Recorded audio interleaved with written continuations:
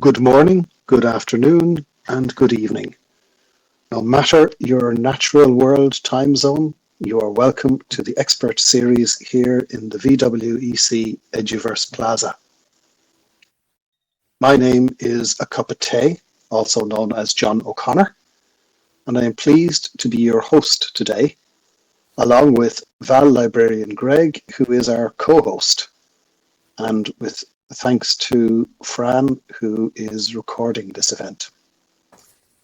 Before we start, I want to let you know that this session is being recorded and will be shared on YouTube later on. And we are also saving the chat log. If you would like to avail of subtitles, we are live streaming, and you can access that channel on the link now posted in nearby chat by Val. As usual, following the presentation, there will be time for comments and questions from you. This is the third part of our series on artificial intelligence, which commenced in the summer. Today, we look under the hood of AI as we attempt to pull back the curtain and reveal the wizard pulling the levers. In our early discussions about this presentation, we considered the notion of artificial intelligence as a form of artificial stupidity. The language used to describe AI needs to be approached with caution, for it shrouds the technology and conceals what is real. The analogy of the black box is frequently invoked, but I rather think of it in terms of the Wizard of Oz. I am very pleased to introduce my colleague and friend, Noel Fitzpatrick, Professor of Philosophy at Technological University Dublin in Ireland. Noel is the Director of the European Culture and Technology Lab of the European University of Technology, and also Dean of the Graduate School of Creative Arts and Media, known as gradcam, at TU Dublin, where he teaches philosophy of technology and aesthetics to postgraduate and doctoral students, and supervises postdoctoral and PhD students in the Faculty of Arts and Humanities. His seminars on phenomenology, hermeneutics, and philosophy of technology are always well attended. A leading member of the European Artistic Research Network and Ars Industrialis, Noel is also a founding member of the Digital Studies Network at the Institut de Recherche et Innovation at the Pompidou Centre in Paris. He has been awarded research funding from the Irish Research Council and is a Marie-Curie Fellow, currently coordinator of the Research and Innovation Staff Exchange Real Smart Cities project and networking ecologically smart territories. He acts as evaluator on Horizon 2020, which is the European Union's research and innovation funding programme, and the Marie-Curie Action on the Social Affairs and Citizenship panel for the European Commission. He has served as both Vice Chair and Chairperson of the Irish Humanities Alliance and is currently Chair of the EU Working Group of the Alliance. Noel curated the gradcam Utopia of Access event in the Research Pavilion at the Venice Biennale in 2017 and Archipelagic Thinking in 2019. His most recent book is a collaborative publication with the French philosopher Bernard Stiegler entitled Bifurcate, There is No Alternative. It is my great pleasure to welcome Professor Fitzpatrick here today and invite him to present on the exactitude of big data, la bêtise and artificial intelligence. Noel, the floor is yours. Thanks very much, John. I'd also like to acknowledge and thank John's support over the last number of years, and also his enthusiasm for Second Life. I think this is my third or fourth presentation in Second Life, and I'm very pleased to be here. So I took the occasion to revisit research that I had undertaken with a colleague and friend, Professor John Kelleher, in 2018, when we were invited to speak by the French philosopher Bernard Stiegler at a conference which was entitled Bêtises and Intelligence Artificielle, in plural, at the Pompidou Centre. So it was kind of a very provocative title, but it was one which enabled us to think through some of the problematics around artificial intelligence as a form of bêtise. So the paper that I'm going to give this evening is based on that original work from 2018. But what I'm going to do over the next 30 minutes or so is I've broken that down into 5 areas. One is around questions of memory and remembering. The second is around what we call pharmacology, and I'll explain that. That's a term that we use in digital studies. And the third area is, I suppose, around definitions of artificial intelligence, which is big data plus machine learning. Although I do recognize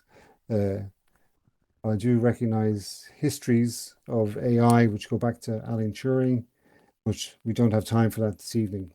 The fourth element, which is the bêtise itself, which is a form of functional stupidity, which I'll explain through the work of Gilles Deleuze. And then at the end, hopefully when we get there, we can have a discussion around things which cannot be captured, things which lie outside the model, so to speak. So I have a kind of a semi-formal paper, which should be about 30 minutes long. And if we don't get to the final part, we can actually do that in the conclusions. Okay, thank you. So in order to frame our understandings of artificial intelligence and its limitations as a form of stupidity, the Spanish writer Hugo Burgess offers useful metaphors of the problematics of data, memory, and maps. Burgess, in his 2 short stories, The Exactitude of Science in 1946 and Funes de Memorias in 1942, draws our attention to the limitation of memory, of remembering everything, and the futility of mapping everything. These 2 aspects of data I'd like to explore. One is remembering everything, and secondly, capturing everything. These are perhaps fundamental problematics for data science today. In the short story Funes de Memorias, the overwhelming memory of the individual instance is explored as a form of embodied memory. For the extraordinary character Ionesco Funes, the weight of the individual instance is overpowering and acts as a form of paralysis. He is therefore not just physically paralyzed, but also psychologically stunned as a result of the horse riding accident. However, the price he pays for remembering everything is the loss of his ability to abstract, and therefore, we could argue, the loss of his ability to think. So here on the screen, you have a quotation. Funes not only remembered every leaf on every tree of every wood, but even every one of the times that he had perceived or imagined it. He was, let us not forget, also incapable of general Platonic ideas. It was also not only difficult for him to understand the generic terms dog embraced so many unlike species of different sizes and different forms, he was disturbed by the fact that a dog at 3:14, seen in profile, should have the same name as the dog at 3:15, seen from the front.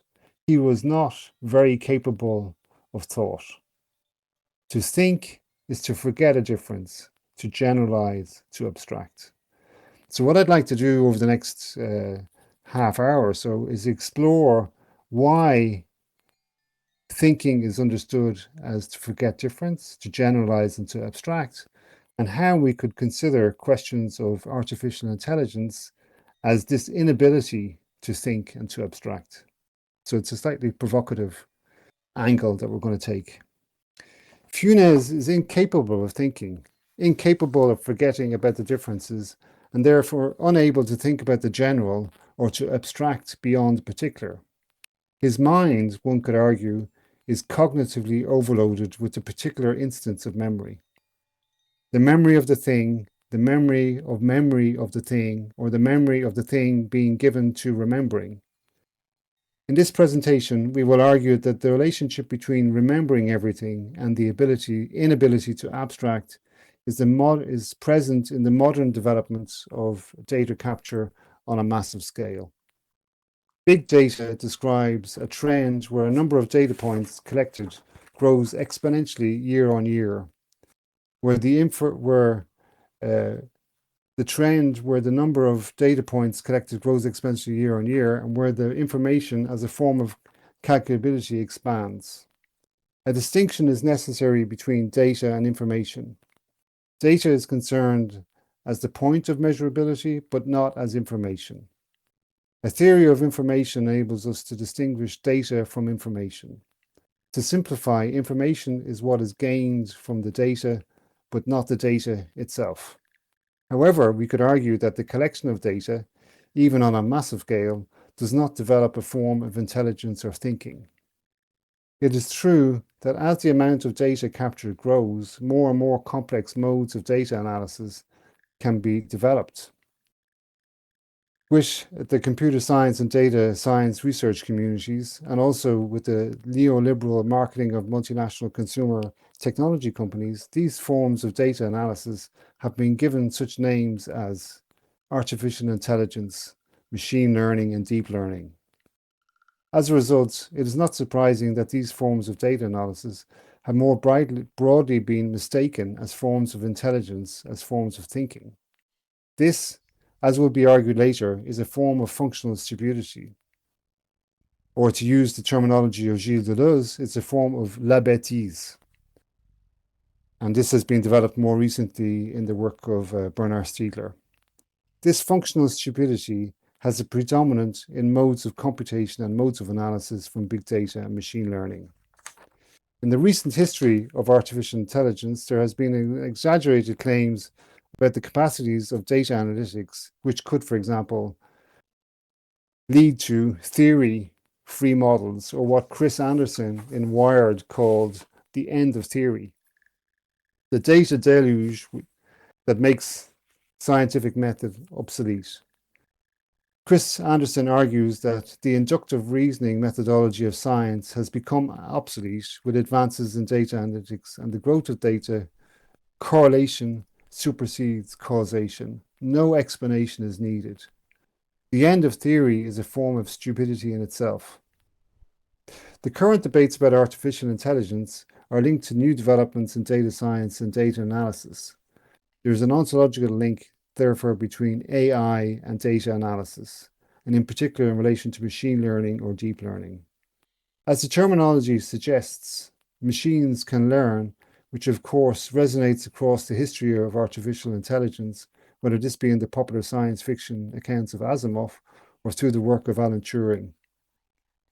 There is an interesting contemporary research around Alan Turing, which I don't have the time to develop here, but in UC Berkeley and Stanford at the moment, there's a very interesting project about alternative histories of computation. Artificial intelligence has a history dating back at least to 1956, when the term was coined at the Dartmouth College. At the time, the field of artificial intelligence covered a range of topics, including natural language processing, computer vision, planning, and machine learning. In recent years, however, the field has been dominated by machine learning and its subfield, deep learning. And more recently, we've had modes of what we call large language models or generative AI, such as ChatGPT. The use of the term deep and learning needs some qualification. An intuitive level, machine learning is involved in the design and the study of algorithms that enables a computer to learn from data. In order for the computer to learn from data, learning, understood as a form of pattern recognition in existing data sets and the encoding of these patterns in computer programs. Once these programs have been created, sorry, let's go to the next slide. Once these programs have been created, then they are applied to the new data set in order to categorize them based on the patterns they match. So, in summary, the process of learning is understood as a process of abstraction in pattern recognition. So learning, if it is learning at all, is a form of inductive reasoning, and this is perhaps one of the main weaknesses of this form of learning. It is based on the recurrence of the past to predict the future. Its sole understanding or learning process is recognition of patterns in the past to predict patterns in the future. The process of individuating or of individuation is reduced to a series of data points from which there can be no collective reasoning. It is this process of learning from data that makes the combination of artificial intelligence and big data so powerful. The argument being the larger the data set, the more reliable the patterns extracted from the data, and hence the more powerful the artificial intelligence can become. However, this argument misses a fundamental point about the nature of data. Data is a pharmacon. It is pharmacological. It is both a cure and a poison. So what I thought I might do for a second is put up this quotation. So this is the original quotation from Plato's Phaedrus. So this is a very famous dialogue where Plato leaves the city of Athens and he's sitting on a hill overlooking the city, and his colleague and friend Phaedrus comes along, and Phaedrus gives this nonsensical discourse about the meaning of love. And Socrates noticed that under his cloak, he actually has something that he's referring to, and then leads into this discussion around the origin of writing. I won't read the full quotation, but what you can see is that for Socrates stroke Plato, writing is seen to be a form of pharmacon. It's both a cure and a poison. So to summarize it, writing enables me to remember because I write it down, but writing also enables me to forget because I write it down. So this is a very famous text whereby writing is understood as having these pharmacological aspects, both as a cure and as a poison. And afterwards, in 1967, Jacques Derrida will write a very famous text which is called the Pharmacie de Platon. And in that text, he'll create his whole project of deconstruction based on this understanding that language is both a cure and a poison.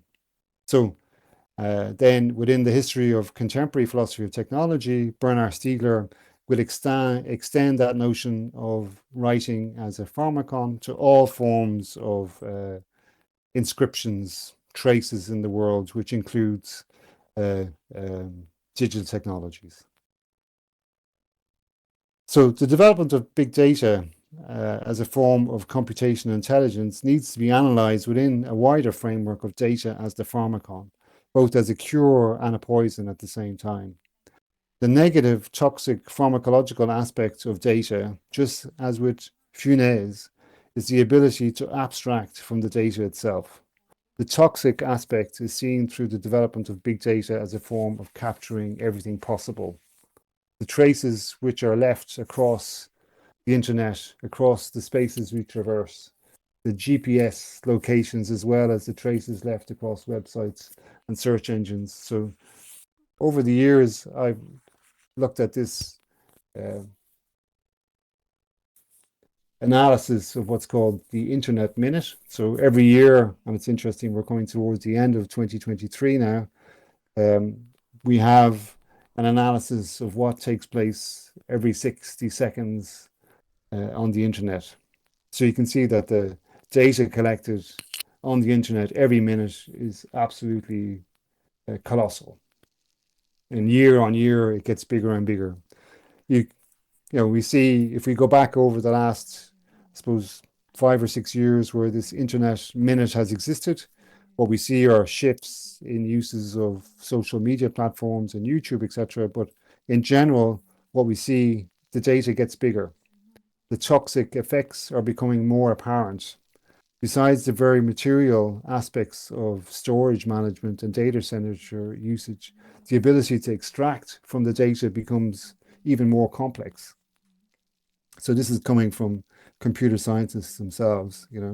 There's interesting arguments around what we call green artificial intelligence at the moment, which is about trying to use less energy for the storage of data.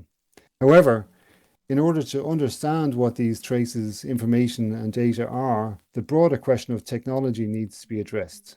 These traces, which are forms of data, are themselves a form of mediation in the world, a form of becoming in the world. Techne is understood as a mode of mediation in the world, placeholders of memory, placeholders of intergenerational knowledge, forms of culture, and forms of retention, or what Bernard Stiegler will later call tertiary retentions. In Levinas terms, achieving the achievement, completing the incompletion, the human is something essentially unachieved or incomplete. The completion or completing takes the form of externalization in technical objects. This mediation in the world with and through digital technologies is captured by very specific ways by the internet and digital technologies. These traces themselves have enabled the development of particular forms of economy based on data, whether this be through data harvesting, through forms of data brokerage, where data itself becomes a form of commodity. The data is discrete units of time and space where the crumbs and traces of the individuating activity of the becoming human in the world are stored. And the process of individuating or becoming human is interrupted by the manner in which these traces are recorded, stored, and used. However, the first aspect of this pharmacon is the ability to remember or to remind. As Plato states, the pharmacon is a cure and a poison of memory. The forms of tertiary retention of writing do not enable anamnesis, true memory, but hypnomnesis, reminding, a form of regurgitation. However, the promise of digital technology is presumed to be absolute, that everything is remembered and nothing forgotten. One could wonder exactly what is left of the trace of memory itself, whether the processes of grammatization of memory denies the memory in itself as an embodiment of memory. The toxic effect here of the pharmacon is akin to everything being a form of reminding, but not of true memory. The data of big data needs to be understood as pharmacological. The reduction of everything to calculation outside of reason leads to forms of functional stupidity or la bêtise of big data. With the first metaphor of Funes de Memoriis, the growth of data has led to the inability to extract from the data, to reason. There is so much data that abstraction becomes a form of computational model on the past reoccurrence. So the second metaphor is that of the map. The map acts as a mode of representation, as a mode of abstraction. In the short story, The Exactitude of Science, Luis Jorge Borges points to the fact that in order to create a map which corresponds exactly to what is being mapped, the map would have to be the same size as the territory being mapped. So just repeat that. Borges points to the fact that in order to create a map which corresponds exactly to what is being mapped, the map would have to be the same size as the territory being mapped, which highlights the futility of such an exercise as stupidity. So I'll leave that quotation on the screen for a second. One aspect of this story is the original enthusiasm of the cartographers' guild to have a map of the entire empire. This reflects the relationship between colonial endeavours and the creation of cartography as a discipline itself. However, there is an inability to match the territory, an inability to match what is local in points of the map, the inability of translation from one language to another, from one place to another. There's another aspect to the short story which is worth highlighting: the lack of enthusiasm for the future generations who found the map to be completely useless. The ability of the map to function as a form of technology in itself and to attempt to capture everything also has the implications for big data and data analytics. The futility of capturing everything becomes obvious the more data we have. In addition, the initial enthusiasm of the cartographic endeavour is followed by the disillusionment, and this has parallels in sometimes what's referred to as the hype cycle in technological innovation, which I don't have time to develop here, but it's in the article. So, the acceptance of the proposition that big data plus machine learning magically enables something that we're calling artificial intelligence can result in the intensification of two processes within society. The first is that societies become more technocratic in nature. The second is the growth of what we could call control creep. By the notion of society becoming more technocratic, we mean that the growth of the use of algorithms and data-driven decision processes to regulate life. And there's a very interesting Belgian philosopher, Antoinette Rouvois, which Thomas Burns wrote an article about what they called algorithmic governmentality. So it's the governance through algorithms themselves. The technocratic society also refers to Adorno and Horkheimer's analysis of the rise of a particular form of rationality since the Enlightenment, a rise in technocratic reason. Examples of technological regulation in society already exist across many areas of life, from the use of AI to regulate traffic flows, to the growing use of AI in judicial decision-making, including parole and sentencing decisions. The magic of the black box that John referred to serves as a metaphor, is used to refer to decision-making processes which are not in the true sense, but predictions on the patterns of data. A worrying byproduct of these systems is the proliferation of sensors that collect data. The second process, control creep, from Enos in 2001, is the repurposing of data originally collected for one purpose being repurposed and used to regulate another aspect of life. For example, the use of traffic control sensors being repurposed for security and policing. The concern we raise here is that although hype, it could be argued, is a necessary process in the development of technology, hype in relation to AI as currently constructed can result in societal changes that profoundly change how we live long after the current hype cycle has completed. The long-lasting concrete results of the proliferation of sensors and the acceptance of repurposing data and the acceptance of algorithmic-driven regulation and governance affects governance across all aspects of our lives. However, the underlying logic behind the acceptance of data-driven regulation is a form of thinking, a structure of thinking which could be understood as a form of artificial stupidity. The systemic stupidity which enables forms of government built upon data-driven decision-making processes. The structure of thinking itself, to return to Deleuze's conceptualization, is la bêtise. Is being influenced by the development of big data and machine learning as a mode of artificial intelligence. The systemic stupidity of this form of AI has become dominant as a tyrant or as a tyrannical mode, as a structure of thinking in which choices are data-driven. The negative process of big data structure of thinking is influencing our individual and collective noesis. From an individual privacy perspective, but also from our collective liberty as political and social agents. The question of the right to be forgotten is raised in a particular way once we start to think of digital technologies. The right to be forgotten has been a phrase that has been used to refer to a right of an individual to have data which has been collected by them deleted.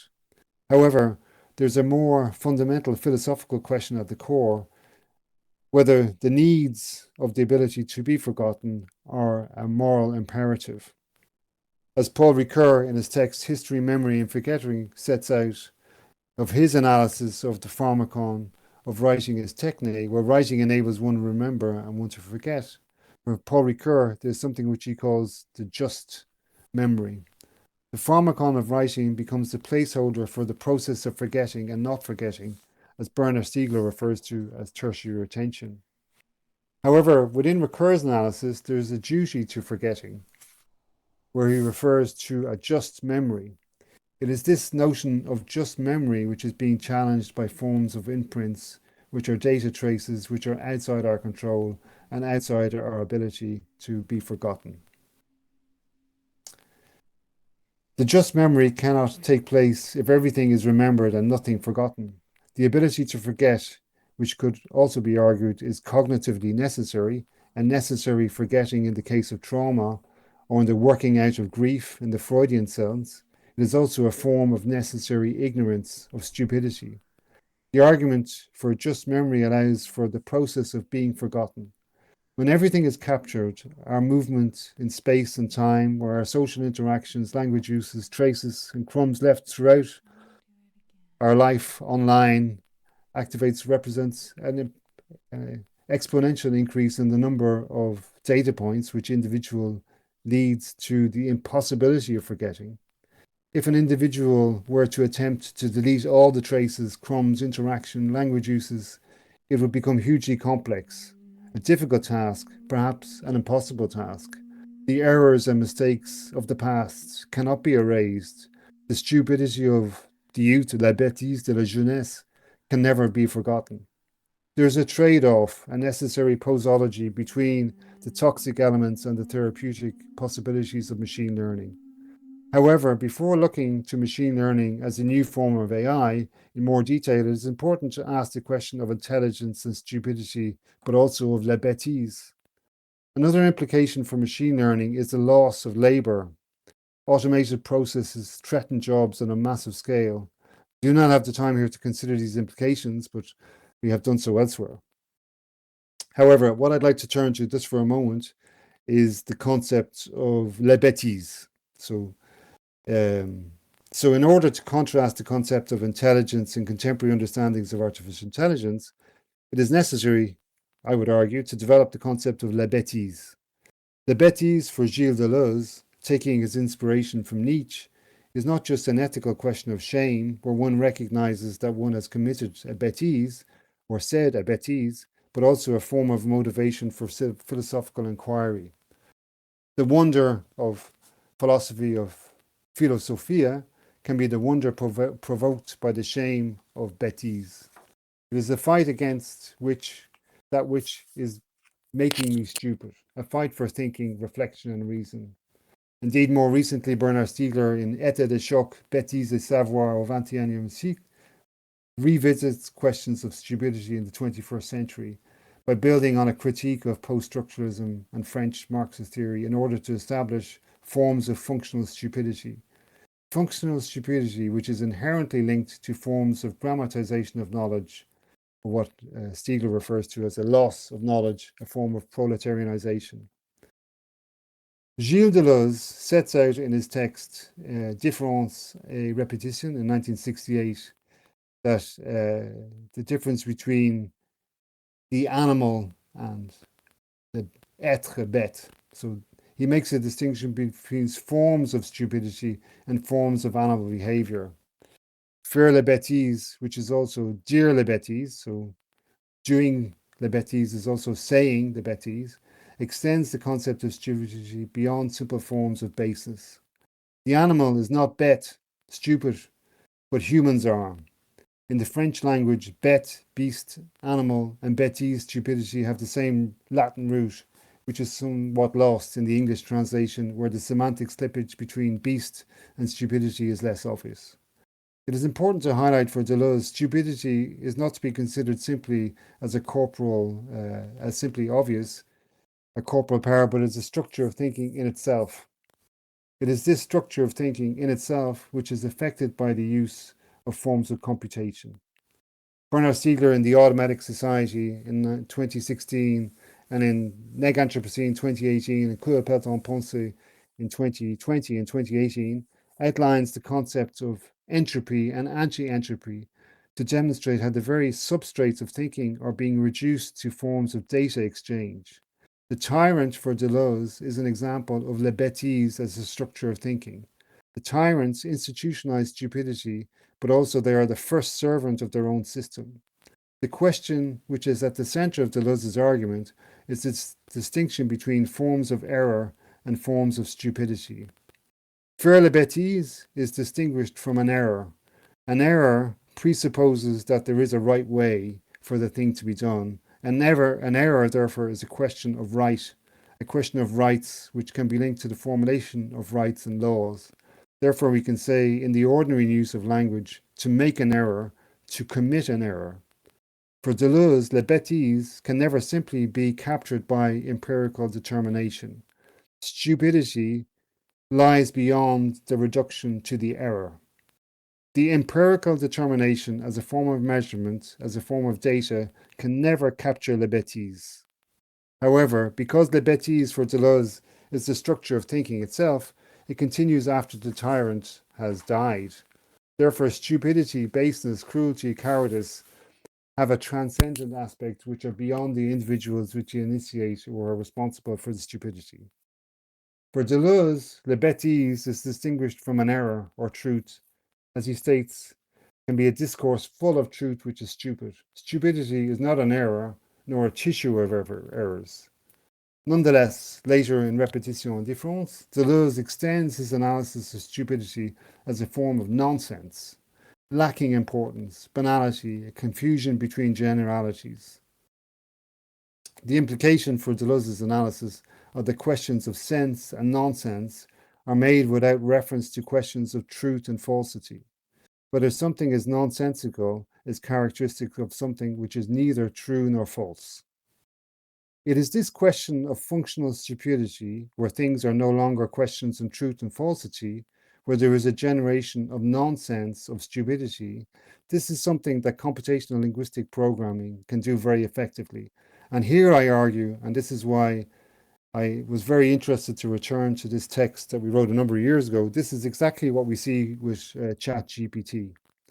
There's something in computational linguistic programming which is a form of nonsense, of stupidity in itself, where the sense generation continually lies outside the generation of linguistic expression, which are languages like resemblances, representations of language, and where the question of recognition and sense generation is asked by proposing nonsense as a form of critique of the very language models. Stupidity, in this case, is taken as a form of nonsense generation, an example of such a process of automatic generation of a language model. So just to explain, what ChatGPT is what we call a large-scale language model. So it's the same process, but happening on a much bigger scale. So the following example is an example of what's referred to as text hallucination. So if you look at the new AI Act in the European Union, part of the Act refers to computational linguistic text generation as a form of hallucination. So here we have an example of what we could refer to as hallucinating Shakespeare.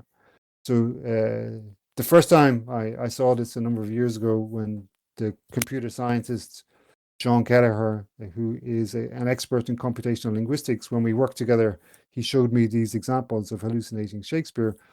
I think my first reaction is the one that I remember most clearly, is that moment whereby one realizes that this looks like Shakespeare on all intensive purposes. At a surface level, it looks like Shakespeare, but it's not Shakespeare. It's actually complete nonsense, but it looks like Shakespeare. A crucial aspect of these AI language models is that the words output by the model are purely based on word frequency and co-occurrence within the sample of language the model has been trained on. They are entirely devoid of any semantic analysis.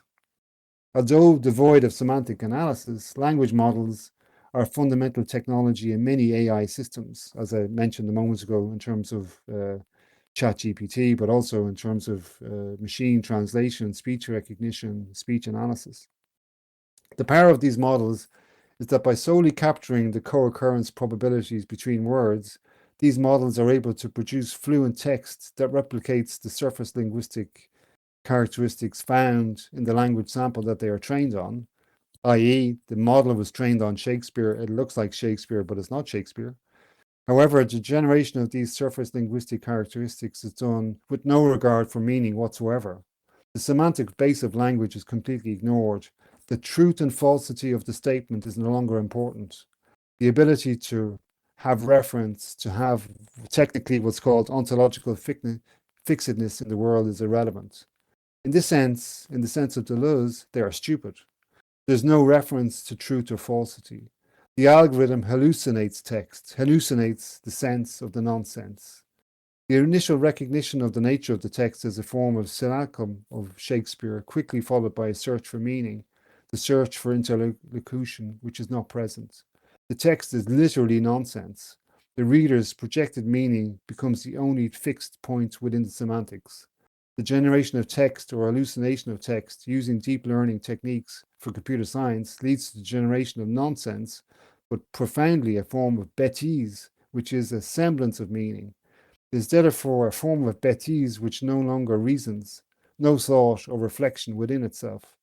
Perhaps the toxic effects of this non-reasoning can be overcome by the recognition of the limitations of these forms of machine learning, which are and other forms of interpretation, which elsewhere I have argued for a form of digital hermeneutics, where we put the human back into the process, where the very basis of language is taken and brought forward, and not just in the question. So to conclude, I can realize I've gone over time a bit.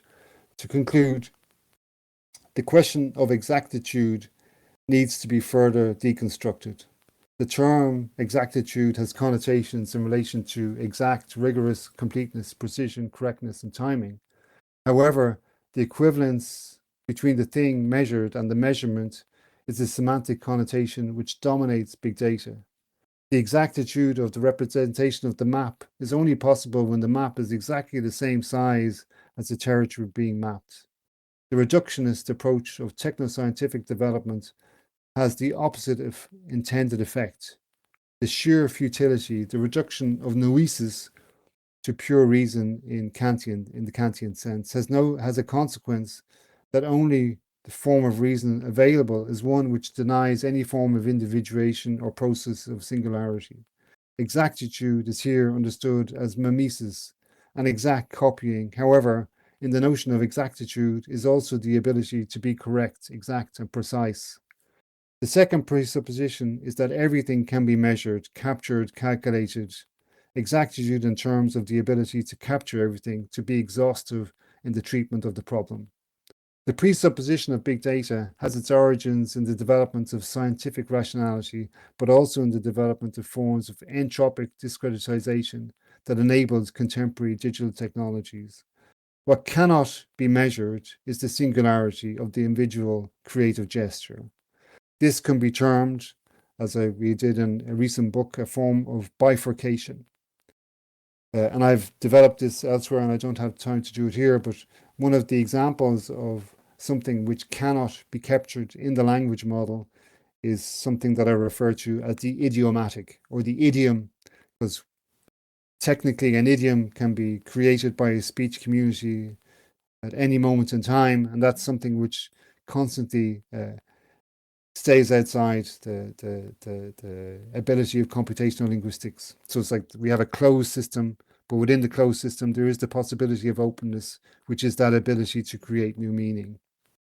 However, just to finish, so we have another aspect of data-driven decisions, and these are ones which are called actionable insight. And actionable insight is the concept of an algorithm analysis of data providing a human decision maker with a perspective, an insight into a problem in a timely manner that enables decision makers to act on that insight. And with big data, we have this huge potentiality to enable those actionable insights.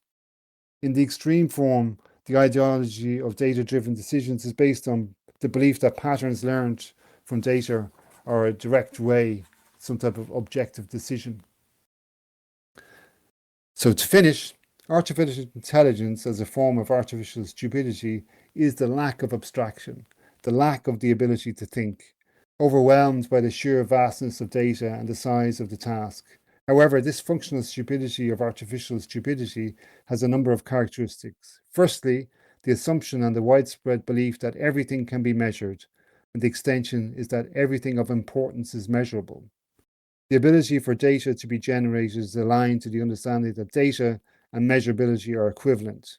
If we have the data, then it can be measured, and then it is of value.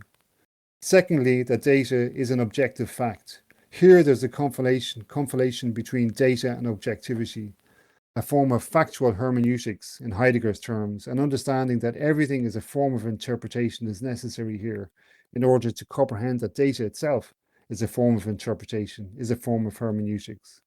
Following on from this, the third aspect is the extension of the objectivity of data to the objectivity of machine learning in and of itself. Here, the question of learning as a mode of thinking or reflection as a development of noesis needs to be counteracted as learning which is reduced to pattern recognition, statistical pattern recognition, which is not a form of learning.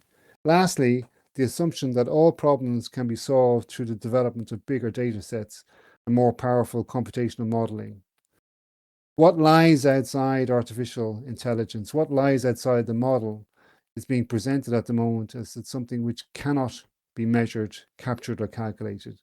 The valueless value of Nietzsche. It is here that lies the possible solution to the problem of a therapeutic understanding of AI as a mode of reharnessing the toxic negative effects of the pharmacon of data. Societal risk is enormous, where big data structure of thinking leads to the erosion of individual privacy, where the quantified self becomes akin to the self, where society becomes more technocratic and collective agency and political governments are called into question by forms of data being harvested and used by the government. Here, to finish, this is the fundamental stupidity, the imbecility of big data. So, thank you very much. Thank you, Noel. A most thought-provoking exploration of a very complex subject. Have a seat, rest your legs, your avatar's legs. I was reading a paper earlier today by researchers at Ohio State University, and they demonstrated very clearly that large language modules like ChatGPT are not imbued with understanding. Their project was exploring the reasoning capacity of LLMs, and they did this by engaging in debate-like conversation to arrive at the correct decision, starting from opposing arguments. And it was found that even when the correct solution was generated by the LLM, the large language model, it was unable to maintain its belief in that truth when challenged by even absurdly invalid arguments. It even went so far as to apologize for its error and accepted the fallacy as true. So, what particular challenges do you think this poses with regards to our future reliance on AI in fields like, say, medical diagnosis or even complex ethical situations? Okay, well, there's I think what I was trying to show was that that's why it was interesting to go back to something we wrote nearly 5 years ago when we were talking about les bêtises, because what we find with large language models is just that the data set has got bigger, but it's exactly the same. It's exactly the same process. It's exactly the same problematic. So in that sense, there is no sense. It's nonsense. You know, what we're getting are very, very accurate forms of textual representation, which have become much more accurate, and ChatGPT has learnt itself over the last year to make its model bigger. But I think the point that you're making is that the problem with it is that if you challenge it and say what you're saying is incorrect, that will be incorporated into the model itself. So here we get, I think the other term we could think of is maybe a term like expertise.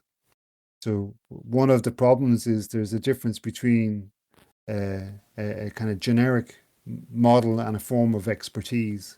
So to make a medical decision, we need a form of expertise to make that decision. And I know a huge amount of work has been done recently in neurology, in brain scanning and AI. So the AI tool is being used to help detect, but it's in a sense the decision is still a human decision. It's not a decision which is being made by the AI algorithm itself. It's a human that has to be brought in to make the decision. Yeah, yeah. I see there's a question there from Marley Milena, and she asks, I wonder whether Korzybski's general semantics can provide balance in thinking about AI. The map is not the territory. The word is not the thing. Yeah, okay. This is really interesting, because this is where the I think I'm trying to explain this as best I can now. So what we had in the mid 1960s, we had a big development of a form of understanding of language through structural linguistics. So in structural linguistics, we have an understanding of language as a form of sign system. That sign system, in one way, is closed in upon itself, and it only has significance because of differences within the system itself. And then you could argue that when we look at large language models like ChatGPT, we're actually looking at this closed system, which is only referring to itself and not referring to the world. So the second aspect, and that's your point about the general semantic model, is that there's another aspect to language which is not closed, language which is trying to refer to the world, pointing to the thing in itself, the extra linguistic. So in one sense, if we think of language as a closed system, that's what we see in computational linguistics. We're looking at language as a closed system. And then in another sense, we have to understand that language also has the possibility of being opened onto the world. So that's the semantic model. So how do words refer to the world in itself? So here we have two aspects of language, one which is closed and one which is open. And my argument is that we have to look at those possibilities of where that openness is. And we get that. I don't want to overdevelop it here, but you get that in forms of poetics, you get it in forms of the idiom, you get it in the metaphor example. So these are examples of how we get creation of new meaning. So that creation of new meaning is something which is outside of that closed semiological understanding of language. But thank you for your question. Marie Vans has a question she's going to ask in voice. Marie? Yes, thank you. Really interesting talk. I wanted to ask a question about how we train people who don't know anything about this area. First of all, not to freak out about AI. And I'll give you an example. Is we have I had a student today tell me her first language is not English. And so when her homework was put through a, ChatGPT 0, it came out 11% possibility that she used ChatGPT, which, I mean, bad statistics aside, she's not the first one that has said this. There's been other students that have said that they were tagged for using ChatGPT. But all of these students, their first language is not English. And so I'm pretty sure that these language models are not being trained on data that it's aware of. The fact that whoever is generating these training models are in fact not native English speakers. So I guess my question is, people think, oh, I'll put all the student work through ChatGPT and believe whatever comes out of the other end. Mm-hmm. Okay, there's there's one or two aspects to that which I'd like to develop for a second. So first is the actual the language models. Okay, so as far as I know, and I'm not I'd have to ask my colleagues in computer science, but as far as I know, the large language models like ChatGPT are still using the traditional databases which were used prior to the development of ChatGPT. So what I mean by that, we have something called the Penn Tree Bank. So we have a particular data set that's used, which is based on all of the newspapers published in the United States for, I think it's about 100 years. So the primary data set is one of the English language, and that's the one that's being used to develop some of the computational models in the background. So that's my first understanding, is that the actual training sets that they're using are ones which are based on English. And what can happen sometimes is that you can get a difference between languages like Spanish and French, etc. And then we have an issue around minority languages, like we have the Irish language. The Irish language doesn't actually function that well in terms of computational linguistics because we haven't got the same type of resources as other languages. So the primary language, as far as I know, is still that Penn Tree Bank type model that was used. Your question around the whether the training models themselves are native or non-native, I'm not too sure. I wouldn't be able to answer that. But thanks for your question.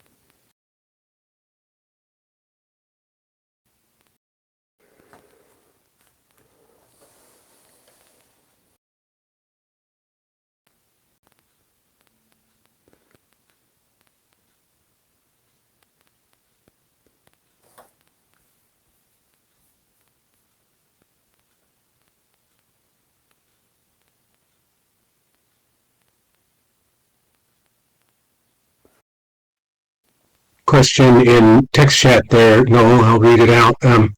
Is there an assertion? I'm sorry. I had my my speaker turned off. Sorry, Sidearm. Go ahead. Okay. Is there an assertion somewhere in all of this community of interest? Is there an assertion regarding whether there can or cannot someday be a sentient machine? I ask because I saw a recent statement that predicts OpenAI will reach the cognitive computational metric attributed to the human brain in about 2 years. Okay. Over. Okay, thanks very much. So in that question, there's a few things. Okay, first of all, there's the notion of the sentient machine, which I'm going to leave that one alone just for 1 second.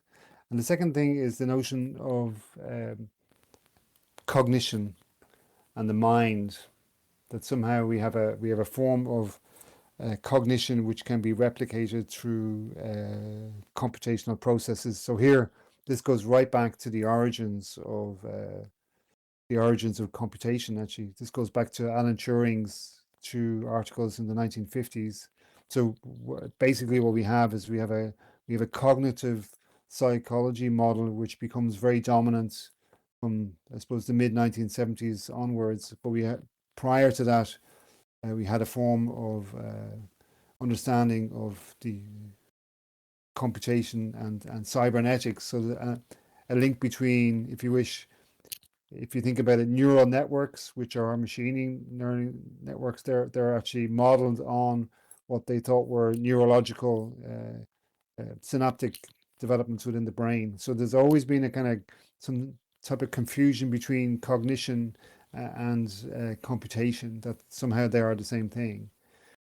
What we see at the moment, though, we get a kind of interesting examples of advanced computing. So I'm going to use the term advanced computing instead of artificial intelligence. We get very interesting examples of advanced computing where the speed of computing is beyond the speed of cognition. So our physical, neurological firing of the brain is slower than the speed of computation, which means that the speed of calculation of computation in one way is faster than human speed of calculation. But I don't think I don't think that's really an issue. I think that shows that, we can develop technologies which are very, very powerful and can do really, really important things in the world for us because they can calculate much faster.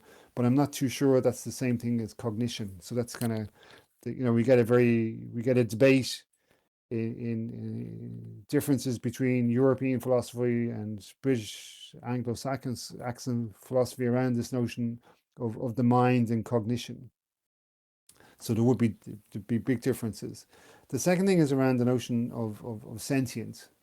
So here, I think these two things overlap. The term that's sometimes used is called noesis. So noesis literally is a form of, it's a Greek term that's used to refer to thinking, thought, spirit, mind. So being noetic. In Aristotle, we had different aspects of the soul. We had the kind of the vegetative, the animal, and the noetic. So we have kind of at moments we're all hungry, so we have to have food. There are other moments where we become noetic, where we think. So for Aristotle, our spirit moves between these different states of the soul. So the noetic is the one which is linked to processes of thought. However, the point I would like to make is that all forms of noesis are actually embodied noesis. So the idea that we could have noesis without the body is something which is highly problematic, because all thinking and thought is actually something which is embodied within the human being itself. So the notion of having a sentient machine, so this is where I would argue there might be some type of confusion of terminology, because sentience would mean that there is some form of embodied noesis taking place. So that's a distinction I would make between feeling, thinking, and the machine. So I hope that helps. And a final question from Shiloh Emmons, who says, several of us attending the education fireside chats have discussed and wondered about how AI and ChatGPT will standardize, limit, and shape language, and invariably cognition.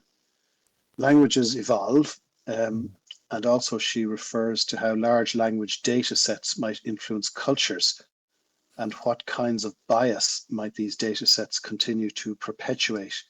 And she's just interested in your thoughts on this. Yeah, I think this is something that I suppose I've been involved with for a number of years now. So the kind of that project that John mentioned, what we call digital studies, is a group of philosophers who got together in 2012, and we were looking at the impact of digital technologies on epistemology, on how knowledge is constructed, on aesthetics, on how cultural productions take place. So what we find is that there are ways of thinking this through. And one is, I think the term standardization is one that I would also use. So what we get is a kind of a form of has to be standardized for it to be efficient and optimized. So the point I was making a moment ago about language. So language tends to be then reduced to forms of computational modeling which are closed systems. So it's very difficult for a standard model of language to deal with things which are on the maybe on the periphery, like poetry or the idiom. That's what I meant. So what you get is a kind of a flattening or a standardization of language, which is a form of entropy also. So it becomes reduced to something which can be standardized.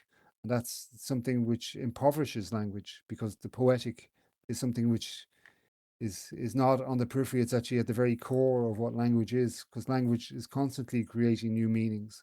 So there is a risk. So there is a risk that we get forms of computational modeling which reduce language to things which are efficient and standardized.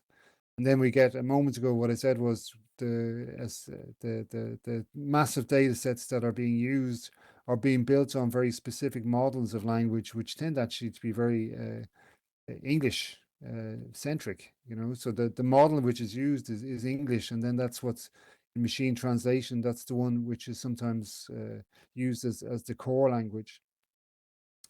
And then I was trying to think so ChatGPT is just another form of that standardization, and that also influences culture, because the first slide you had up is the laboratory that I'm responsible for is called the European Culture and Technology Laboratory. So the understanding that technologies take place in cultures, they're not something which are outside of cultures. So there's a relationship between how these technologies influence the way in which culture develops. So then we get issues around data bias. We get issues around what we're calling text hallucination. We get issues around minority languages, languages which don't have the same resources to enable those computational models to be built. So yeah, and part of the work that we were doing with the group with Bernard Stiegler is around actually propositions about how to not, he would say combat, he would be much more maybe he'd be much more forceful in his language than I am. I would say we have ways of maybe using these technologies to enable thought instead of the reduction of thought. Thank you. So we've run over time a little, but I can't resist sharing Val's question just before we go. She refers to the right to be forgotten, and it made her think how privacy is rarely possible in today's world. And she asks if you believe there is hope for humanity to protect the right to be forgotten, or is it on a course with AI that is irreversible? Is privacy dead? Well, I suppose what we get is that I suppose just continuing on from what I said a moment ago, so you get this kind of mismatch between culture and technology, that sometimes technology is advancing at speeds which are beyond the ability of society and cultures to manage and to regulate them. So in Europe at the moment, we have something which is called the AI Act.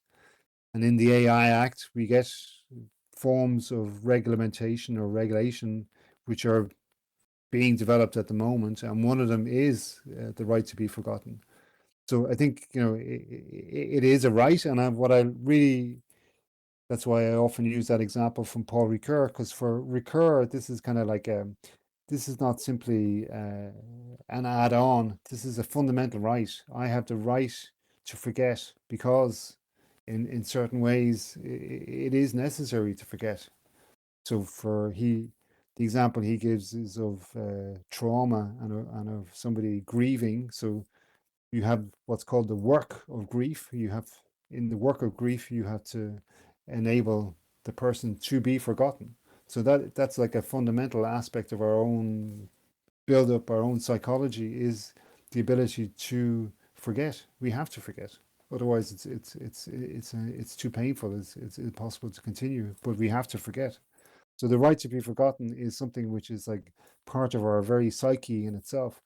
So what I'm trying to point to is that sometimes we speak of the right to be forgotten as if it's some type of something which is exterior to me as a kind of an agent in the world, but it's actually part and parcel of the very psyche. But I think you're right. The right to be opaque, the right to not exist, for example. To not have a Facebook account, to not have your presence on social media is becoming more and more difficult. Yep. Finally, Gentle Heron makes a really interesting proposal for a future discussion. She says she'd love to see a three-way conversation among an anaesthetist, a philosopher, and an AI about the nature of consciousness and how to determine if a person or an AI is conscious. And just in closing on that, it reminds me of the recent publication by the philosopher David Chalmers. He's an Australian philosopher, but he's been working at NYU now for some time. And last year, he proposed in his book, Reality Plus, that virtual worlds are not illusions or fictions, or at least they need not be. He says what happens in VR really happens. The objects we interact with in VR are real. And he adds that life in virtual worlds can be as good in principle as life in outside virtual worlds. You can lead a fully meaningful life in a virtual world. Now, I raise that because I think for many residents here in Second Life, and particularly in Gentle Heron's community, this is actually a lived reality. That's not really an AI matter, but it is linked into the philosophical discussion we've been having. But we do need to close. We're running late. It is time to wrap up the formal part of the event, and I'd like to thank Noel very much indeed. The insights have been fascinating, and your generosity in sharing is very much appreciated. So please join me in applauding our speaker today.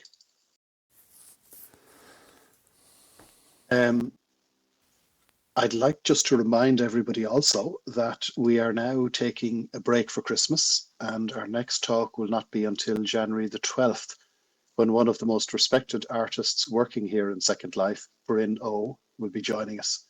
And you can get a note card with details just beside the podium here, so make sure not to miss that.